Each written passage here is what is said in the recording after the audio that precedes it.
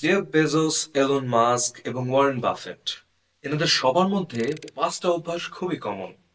আর এই পাঁচটা অভ্যাস যদি আপনি আয়ত্ত করতে পারেন, তাহলে 95% মানুষের থেকে আপনি এগিয়ে থাকবেন। তাহলে চলুন জেনে নেওয়া যাক সেই পাঁচটি অভ্যাস কি কি। প্রথম অভ্যাস, এক্সিকিউশন ওভার আইডিয়া। তারা শুধুমাত্র আইডিয়াতে সীমাবদ্ধ থাকেন না, সেটাকে সাথে সাথে এক্সিকিউশনও করেন। কোনো আইডিয়া এক্সিকিউশন করলে তার আসল চ্যালেঞ্জগুলো এবং বেনিফিটস গুলো বোঝা যায়। দ্বিতীয় অভ্যাস, breaking your comfort zone. Comfort zone থেকে বেরিয়ে আসাটা অত্যন্ত জরুরি। যদি আপনি কমফোর্ট জোন থেকে বেরিয়ে আসতে না পারেন, তাহলে অনেক সময় অনেক কাজই আপনি করে উঠতে পারবেন না। সফল ব্যক্তিরা জানে আসল গ্রোথ হয় কমফোর্ট জোনের বাইরে। কমফোর্ট জোনের বাইরে আসলেও আপনি অপছন্দনীয় কাজগুলো করতেও রাজি থাকবেন। অভ্যাস নাম্বার 3, 80-20 রুলস অথবা প্যারেটো প্রিন্সিপাল। আপনাদের দৈনন্দিন কাজগুলোর মধ্যে 20% কাজ 80% ফলাফল আনে। সফল ব্যক্তিরা সবসময় এই 20% কাজের উপর ফোকাস রাখে। অভ্যাস নাম্বার 4, কোয়ালিটি নেটওয়ার্ক তৈরি করা। সফল ব্যক্তিরা শুধুমাত্র নেটওয়ার্কিং এর উপরেই টিকে থাকেন না, তারা রিলেশনশিপ বিল্ড করে,